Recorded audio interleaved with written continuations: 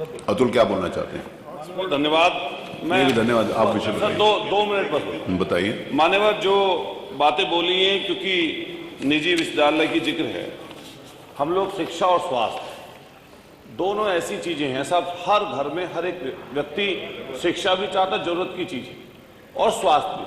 तो इसमें जब निजीकरण के शब्द का इस्तेमाल होता है तो आपने हार्वर्ड का जिक्र किया, आपने और यूनिवर्सिटियों का मान्यवर जिक्र कर रहे हैं, तो उनमें और यहाँ के जो काम करने का तरीका है, जो जिक्र तो उन्होंने किया, तो जो उन्होंने आपने जिक्र किया, उनके और इनके तरीके में काम करने में बहुत अंतर है। मान्यवर, आपके माध्यम से हम सिर्फ इतना निवेदन करना चाहते हैं कि जो निजी विश्वविद्यालय बन रहे हैं उसे सरकार अपने नियंत्रण में रखे। कैसे रख सकती है?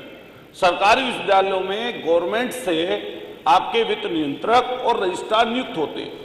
कोई भी सरकार की बात की जो भी विषय होगा या जो भी सरकार की आज्ञा होगी या जो भी वहां पर आपकी चीज फॉलो करनी पड़ेगी सरकारी, तो उसको रूल को लागू कराने के लिए वहां पर रजिस्ट्रार और वित्त नियंत्रक होते हैं। लेकिन किसी भी विश्वविद्यालय में आप चले जाइए, जब सारे जितने भी पॉलिटिकल लोग, सामाजिक लोग हैं, अगर किसी विश्वविद्यालय में सिफारिश भी करते होंगे, किसी की अटेंडेंस शॉर्ट रह गई या किसी का 1-2 दिन नहीं जा पाया या कोई बीमार पड़ गया या किसी अन्य कारण से, तो वहां पर कोई नियंत्रण तोड़ना है किसी का। अगर जिले के कलेक्टर महोदय भी ये कहें किसी निजी विश्वविद्यालय के व्यक्ति को कि ये चीज आप गलत कर रहे हैं, तो कहेंगे कि सरकार से इस चीज को बताइए, तो उसका कोई नियंत्रण नहीं है। हम शिक्षा के जब स्तर पर बात करते हैं तो आपने कहा कि 27 विश्वविद्यालय पूर्व में बने और 28वां ये मथुरा वाला बनने जा रहा है। इससे पूर्व में, क्योंकि मैं मेरठ का रहने वाला हूं, मेरठ में हमारे मान्यवर IIMT विश्वविद्यालय है, अभी वर्तमान में जो है उनका भी एक विश्वविद्यालय बना है, सुभारती विश्वविद्यालय है। आप मान्यवर किसी भी विश्वविद्यालय के बारे में पता कर लीजिए। माननीय मंत्री जी मेरठ में भी गए थे, जिस यूनिवर्सिटी में माननीय मंत्री जी अभी गए थे, हमारी चौधरी चरण सिंह यूनिवर्सिटी में, वहां की वाइस चांसलर से हमने पूछा कि जो यहाँ पर नियुक्ति होनी है, जो यहाँ पर आपके पद रिक्त पड़े हैं, इन पर आप नियुक्ति क्यों नहीं कर रहे? कह रहे हमने मांग भेज रखी है शासन को, अभी नहीं, उन पर ऊपर से शासन से उसकी परमिशन दी जा रही, नहीं कर सकते। यहां तक कि जो फीस लेकर बच्चों से हमारे 10 कृषि यूनिवर्सिटी है मेरठ की, उस कृषि यूनिवर्सिटी में मात्र 70 लाख रुपए सरकार उसको बजट मुहैया कराती है। वहां के बच्चों से एक्स्ट्रा फीस वसूल कर तब उस यूनिवर्सिटी का खर्च चलाया जा रहा है।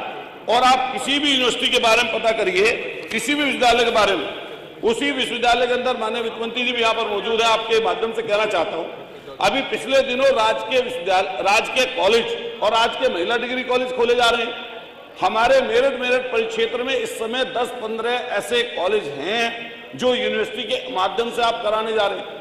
5-5, 7-7 साल से उनकी बिल्डिंग बनी खड़ी है, वहां पर स्टाफ आपका नहीं पहुंच रहा, और एक तरफ आप निजी विश्वविद्यालय वहां पर खोले जा रहे हैं।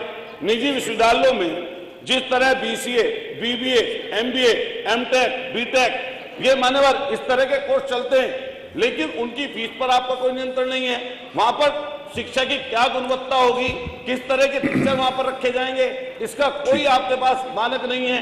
और मान्यवर बस लास्ट अपनी कहते हुए बात कहना चाहता हूं, देखिए जितना आप शिक्षा और स्वास्थ्य को निजी की तरफ धकेलते जाएंगे, उतने ही गरीब, किसान, मजदूर, शोषित, वंचित लोगों का हक मारा जाता रहेगा।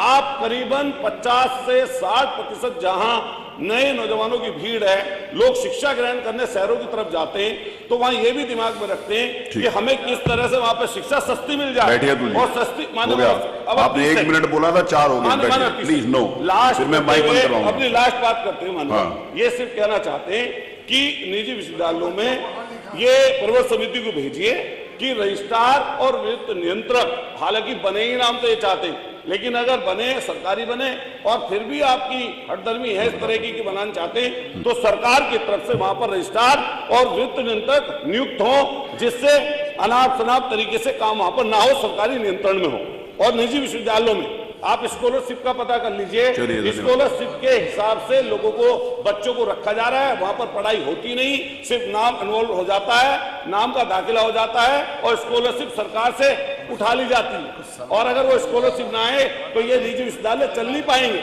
आप पता कर सबके लिए तय लीजिए, करेंगे। मैं अपने मेरठ में वो चीज बता रहा हूँ आपको, सबके लिए तय इस तरीके से कमाई कर ली। तय करें। तो इसलिए- धन्यवाद अतुल जी, जी। धन्यवाद। देखिए मेरा ये निवेदन है, नहीं प्लीज, तो इसमें देखिए